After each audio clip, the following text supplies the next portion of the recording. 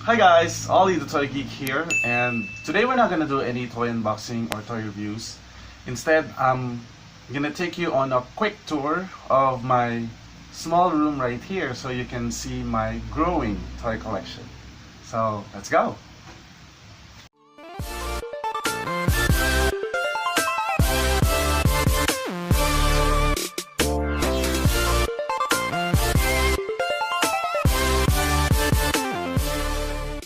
Alright, so let's start with the smaller collections. So these are my Funko Pops. This is the Disney line right here. Yan pala yung nako-collect ko. One of the first few Funko Pops that I got are these two. Mulan, Mushu, and Cricket. There. And then itong mga Beauty and the Beast, I got them nung nilabas lang yung movie. Right, tapos I have the Hobbit. This is Smug. This is the 6-inch vinyl. This is the only Hobbit Funko Pop that I found. So hindi ko alam if there are still others out there. So if you know where I can find the other Funko Pops, Lord of the Rings, the Hobbit, let me know in the comments below. And I'm a very big fan of Friends, the TV series, so syempre hindi pwedeng hindi ko i-collect yung 6 Funko Pop characters. Medyo mahirap na silang hanapin ngayon, so I got lucky na nabili ko na sila. So I have Rachel, Ross, Phoebe, Joey, Monica, and Chandler. And of course I have books. Then this is my Yokai Watch collection, mga minifigures. And then ito mga storage lang ng mga smaller toys that I have, yung mga My Mini Mixie Q's, Shopkins, Zomlings, and then mga minifigs ng Lego, and then yung Minions na sobrang liliit. And then right here I have my DC and Marvel line. Medyo maliit lang din na collection. I have Superman, Wonder Woman, and Batman, Funko Pops. Tapos I have some minifigures. They're knockoffs. They're not original Lego ones. And then on top, I have my Kawaii Cubes. These are the small or soft pillows. Hindi ko mahanap yung iba. So, yun lang yung na-collect ko from the DC characters. Tapos this is the smallest collection, the Marvel line. Ayan, yung Avengers. Matagal ko na itong nabili and I don't know where to find the Hulk ngayon. Tapos right here, I have my Game of Thrones Funko Pops. And on top, more Game of Thrones characters. That's Viserion, Rhaegal, Daenerys, and Drogon. Guys, I'm still looking for the 6-inch vinyl of Drogon. May nakita ko online pero sobrang mahal. I don't know if I'm gonna get it. Kasi parang rare na rin yung Drogon. Medyo konti lang yata inirelease, so I don't know where to find them. And then more Game of Thrones characters here. And I think in the next few months or next few weeks, madadagdagan yung Game of Thrones characters. So, yung mga DC and Marvel collection will have to move. Kasi gusto ko itong dalawang shelves will have all the Game of Thrones characters. So yan, ito yung smaller collection. And then this is where I do my unboxing. See, I still have to assemble this one. I got this from Divisoria, from our Divisoria toy hunt. And then here, I have more minifigures. So, nandito na yung mga Star Wars. And then I have the Game of Thrones minifigs right here. Hindi mo masyadong makikita to. So, there. Tapos sa ilalim, I have more toys to unbox. Ito hindi pa mga ito nabubuksan. I have yet to unbox them. Mga Transformer toys. Tapos ito, para siyang mga Lego minifigs, pero hindi siya actually Lego. This is Orsini, pero mukha siyang Lego minifigs. So, ano lang, cute lang, tsaka mura siya. Tsaka iba yata yung mga weapons, so pwedeng gamitin if you're customizing. So we'll see. I'm gonna open this one. I'm gonna unbox them in one of the videos and then give you a review of all these minifigures. Ang ganda, oh. Ang ganda ng helmet. It's different. So makikita natin kung ano talaga yung naman niya. And I have more Yokai Watch characters to assemble. Hindi ko pa yan nabubuksan. So pag may time na siguro. So on this side, I have my Star Wars collection. So yung buong area na to, ayan, puro yan Star Wars. Let's start sa taas. Mga minifigs, tsaka brick sets. Ito yung ATST. And more Funko Pops. Parang hindi siya nagpo-focus. More Funko Pops, tapos I have my Jelly Bean dispenser. Ayan, pupunuin mo to ng jelly beans and then ibababa mo si Stormtrooper, tapos lalabas yung jelly beans dito. And mga tumbler collection, sa katutak na tumblers. Ayan, tsaka mugs. Cute naman siya. These are from SM lang. Tapos this one, this is the Taco Bell Pepsi tumbler topper. So medyo, I don't know how rare it is, pero it came from the 80s pa. I got it from a toy collector. So yun yung taas ng shelf. Then down below, we have more Star Wars figures. So this is my Darth Maul. Pogi ni Darth Maul. Tapos my Black Series, my only Black Series, gusto ko siyang dagdagan. I got this one on sale. 600 pesos lang yan from Toys R Us. Si Luke Skywalker tsaka yung Wampa. And then mga Angry Birds, minifigs.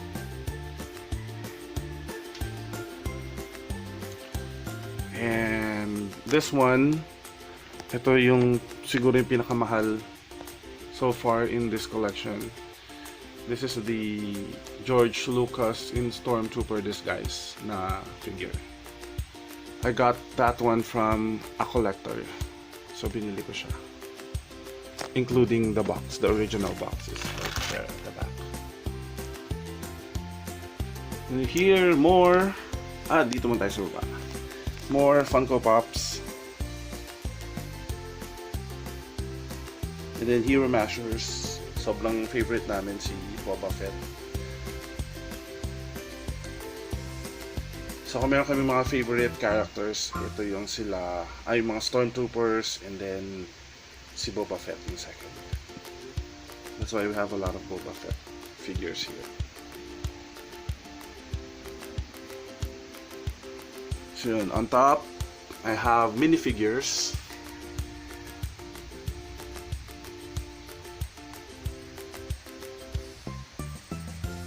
Ilagay ko na lang sa case para hindi nadudumihan. And then more Funko Pops.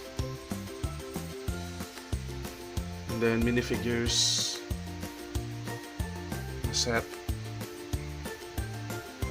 And then more minifigures.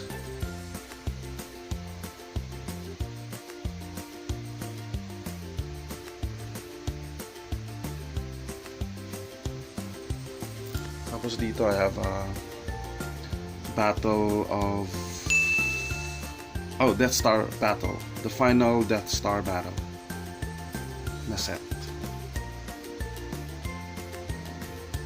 So meron akong Luke Skywalker doon at malabo. Tapos si Darth Vader, and then Emperor Palpatine.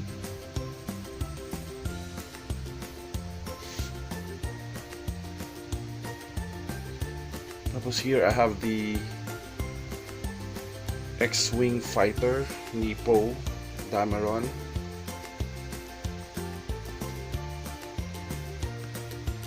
BB-8 nasa likod.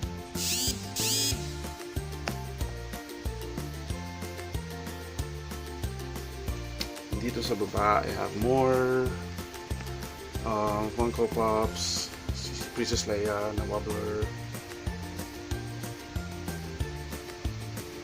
another brick set. That's the advanced TIE Fighter.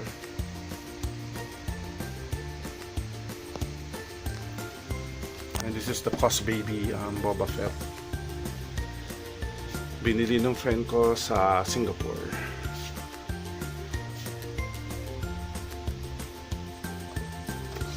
Yung Singapore haul niya. Kasi itong mga to, mga tin cans, cute siya, no? Would you believe kung ano laman yan? Ang laman yan ay cotton buds. Pero ang cute kasi ng mga lalagyan. Kaya ako siya binili. Ito yung galing sa Silverworks.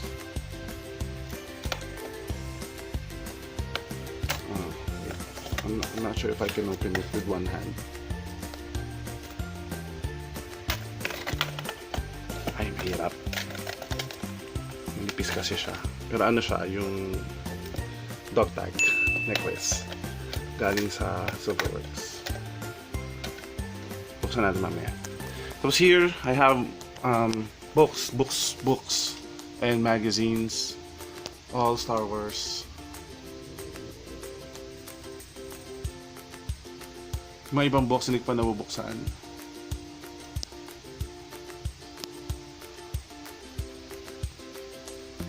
Ito yung character encyclopedia ng Lego. Yun yung mga books ko. Then sa baba, more Star Wars figures. This is from The Force Awakens. Tapos sa likod, I have more Star Wars stuff. Kung ano-ano, Pez, yung galing sa 7-Eleven. Tapos mga cards, trading cards. Tapos dito, I have a salt and pepper shaker na Darth Vader and Stormtrooper.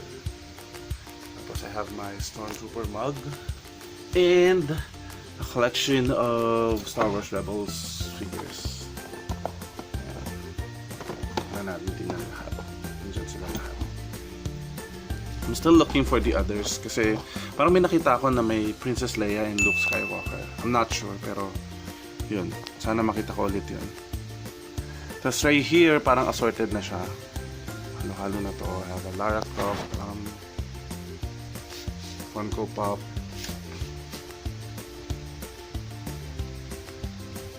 Star Trek, Harry Potter, some mga singles,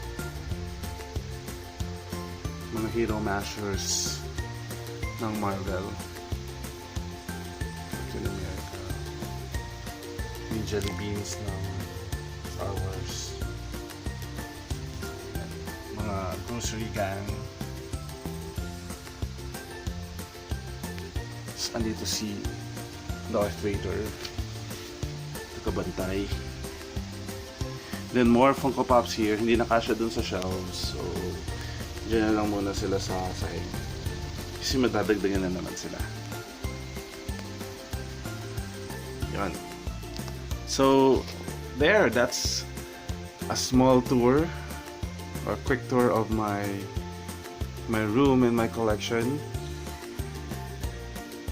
So, hindi ka naman masyadong gusto ang Star Wars, no? Yan. Yung Waflak ko si Yoda. So there, I hope you like this video. Guys, if you haven't subscribed yet, please click on subscribe and hit on the bell icon so you can get notifications whenever I post new videos. In the next few days, I'll be uploading more unboxings and toy reviews. Tapos I will have a big Star Wars haul na brick sets and minifigures. So do not miss out on that one. Again, click on subscribe, like, and share to your friends para gawa pa tayo ng maraming videos. Oh, nakalimutan ako. Here, I have more Star Wars stuff right here. Ayan yung aking mga collection ng keychains at kung ano-ano pa. Bag tags, button pins. Ilalabas natin lahat to one of these days and put them on a video. Separate video. So there. That is again, ulit, my toy collection. Sa labas actually meron pa, pero ito na lang muna. And I hope you enjoyed this video. Again, click on subscribe and hit on the bell icon. This is Ollie the Toy Geek. See you again, guys. Thank you for watching. Bye.